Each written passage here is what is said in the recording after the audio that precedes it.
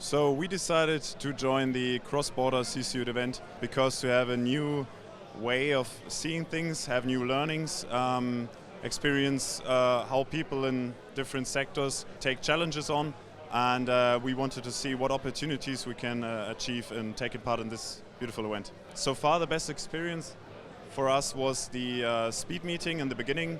It's a nice way to break up the ice, grab a drink, have a good talk, and see a lot of people straight up in the first beginning of the event, and hopefully see the faces in the later stages of the event as well. The highlight was obviously the pitching, approaching the pitches and having a look at the other pitches gives us a new view on these things, a new perspective. The cross-border challenges are a constant change, so adapting to the change and seeing perspectives of people that are adapting to the change gives new learnings, and in the end we want to grow, right? So we need the learnings.